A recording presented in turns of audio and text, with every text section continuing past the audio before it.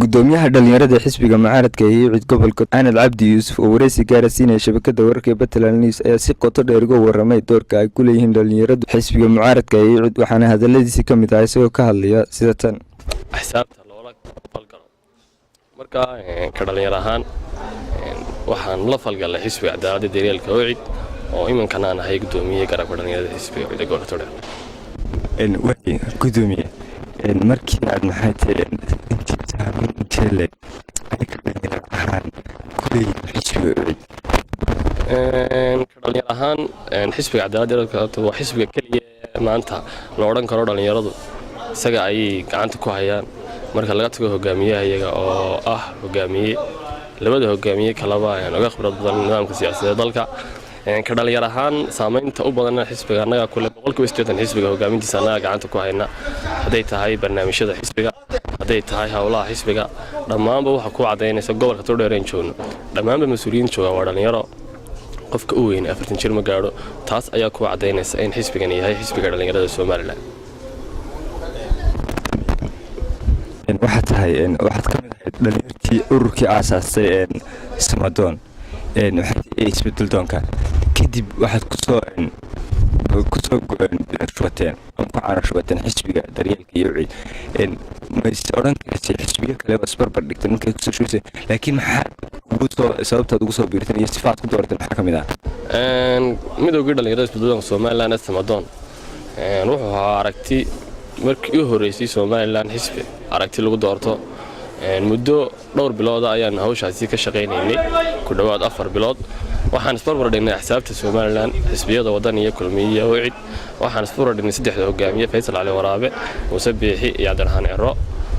waxyaabihii aan ku kala dooranay koow waxa kamid ahaa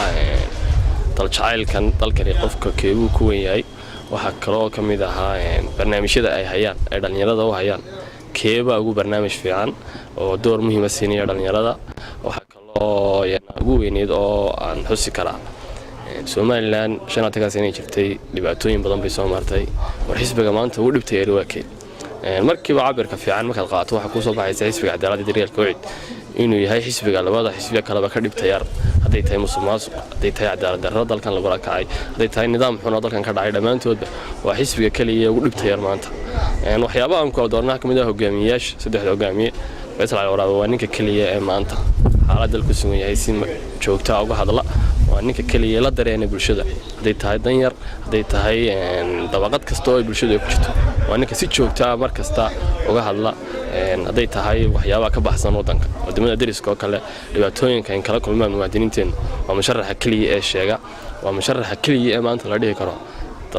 talada dalka waa lagu aamini karayaa insha Allah ka dhalinyar ahaan anagu waxaan isu taagnay inaanu maanta ku badbaadino mustaqbalkayga iyo mustaqbalka ummadaba xisbiga cadaaladda daryeelka cid insha Allah guushno gudoomiyaha waxaad tahay maxay gudoomiyaha dhalinyarada ee xisbiga cid ee gobolka Togdheer marka laga yimaado gudoomiyenimo iyo ka siyaasad ahaan ma leedahay qorshe kale ama hami kale oo aan ahayn siyaasadda ama maxay tahay ma leedahay sifo kale aad ku shaqeyso oo ku shaqeyso aad iyo aad ma santay kale waa su'aal macquul ah kulli dhalinyarada dhamaanteedba oo baahiyo badan baan leenahay anigu kulli mustaqbalkayga waxyaabaha ee dabarka koow waxa ka siyaasadda waxa kale laba ka xirfad ahaan barta culumta caafimaadka oo aan sanadkii u dambeeyay ku jiro insha Allah taala sanadkan gabagabadiisa dhamayn doono digriga koowaad oo caafimaad sidoo kale siyaasaduna waxyaabaha aad iyo aad ka ilaahay talent ahaan ama karti ahaan ilaahay gashaday oo aan rajaynayaa inaan meel fiican way aanu soo noqon wareysigeena waxa jirta xisbiga cid oo aad ka tahay gudoomiyaha dhalinyarada gobolka Togdheer malaha musharax ku xigeen u tartamaya jagada madaxweynenimada xisbiga iyadoo aan la soo dooran xisbiga haddana ay nagu soo dhaweyeen doorashada waxaa ku keeni kartaa caqabad dhalinyaro ahaan maadaama aanu joogin ama musharax madaxweyne ku xigeen xisbiga kulli xisbiyada Soomaaliland waxyaabo badan ayaan khalad fahanay oo bulshadeenu waxyaabaha imanka hadii 6 bilood ka hor aan soo bandhigi leen musharax madaxweyne ku xigeen barnaamijka waxaba dadkeenu ilqule wax ku arkaan oo wixii intaasoo dhan way sii faaqidi lahayn way nici lahaayeen kolley siyaasadaha ayay ka mid tahay in aanu dib u dhigannay laakiin nasiib wanaag August oo aynu ku jirno oo maanta 12 bisha August inta ka horeysa insha Allah taala waxaan ku dhawaaqi doonaa madaxweyne ku-xigeenkii oo ah siyaasi ka soo jeeda gobolada bariga Soomaaliland markii uu horeysay Soomaaliland ay la falgalaan gobolada bariga Soomaaliland musharax madaxweyne ku-xigeen yeeshaan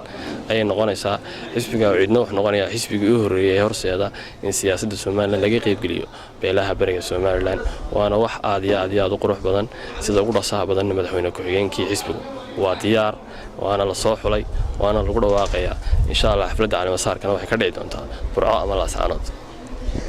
way gudoomiye xisbigu buug lagu soo bandhigo wax qabadka soo socda ama maxay tahay barnaamij siyaasadeedka xisbiga imika wax ma harin bulshadiina waxay inta badan sugaysaa buug siyaasadeedkii ama barnaamijkii xisbiga goorma kaas bandhigay kulley mustaqbalka ummadda af Soomaaliya lagu go'aamin maayo waa in wax cad oo qoran la hor yimaada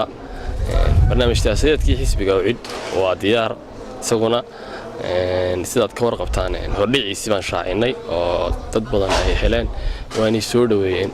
waan hubaa inaan 100% ka barnaamij waanay xisbiyada kale dhigayaga isagana waxaan soo bandhigaynaa August dabayaaqadeeda Ilaahay ka dhigo xilligaas oo aan qabanayno shirweynihii dhalinyarada heer qaran oo aan ku soo bandhigi doono barnaamij siyaasadeedka xisbiga cid oo dhameystiran way kala hadan ku weydiiyo gudoomiye waxa jirtay habeen hore waxa dhex martay geesta kale gudoomiyaha dhalinyarada xisbiga mucaaradka oo si waafiya uga warbixiyay dood siyaasadeed dhawaan ku dhex martay xisbiyada mucaaradka ee Soomaaliland magaalada Hargeysa iyo sidii miisaan kale uga qayb galay gudoomiyaha xisbiga Injineer Faysal Cali Waraabe gabadhiina gudoomiyaha dhalinyarada xisbiga mucaaradka ee gobolka Togdheer ayaa sharaxay qorshe siyaasadeedka xisbiga mucaaradka ee iyo waxyaalaha uga qorshaysan inay dhalinyarada Soomaaliland horta waan soo dhaweynayaa in musharaxiinta Soomaaliland saddex musharax tartamaya la isku keeno oo ummadan waxay u hayaan ay ka hor sheegaan waxa dhacday habeen hore in carwadii jaamacadda Soomaaliland qayb kamid ah ay soo qaban qaabisay in dood ku saabsan saddexda musharax loo qabto dhalinyartu ay su'aalo ku weydiiso mustaqbalkooda ku aadan nasiib xumo xisbiga wadani ayaan ka soo qayb galin kulli doodu sidoo gudoomiyaha sheegay musharaxaygana ah wuxuu cadeeyay in ay doodani tahay dood dhinac ka raran oo kulmiyeysan laakiin taasi waxay ku cadeynaysaa inuu hogaamiye adag yahay iskuna kalsoon Faysal Cali Waraabe oo isagoo og in wasaaradda waxbarashadu invitationka ama casuumadii doodaasi ay u soo dirtay wasiirku ku saxeena isagoo og in barnaamij kulmiyeysan yahay isagoo og in 8 oo dhalinyaro la soo diyaarsaday oo kulmiyeysan ayuu haddana wuxuu ku dhiiraday inuu bulshadiisa hortago oo ka iibiyo barnaamijka xisbigiisa iyo aragtiyaha ku aadan hogaamin dalkan ee isaga ku jirta kulley xisbiga wadani gudoomiyuhu ka hadlay waxaanu sheegay inaan la soo macsuumin qolihii hawsha ku hawlanaana waxay sheegeen inay casuumeen taa kuma tigaalayo kulley hadii ay hayd madal kulmiyeysan bulshada Soomaaliland ma aha wada kulmiye xisbiyaday kala jiraan xisbiyaday kala taageeraan inuu hadii kalsooni isku qabaan masraxayna yimaadaan baa taasna waxaan qabaa doodii habeenkaasi dhacday sida dhalinyaro badan oo Soomaaliland soo dhaweeyeen inuu Faysal Cali Waraabe uu ahaa musharaxii kaliya ee sida cad doodaasi 190 ugu guuleystay waan diyaarna waan u nahay dooda Maxamed Cabdi shabakada wararka Puntland magaalada Burco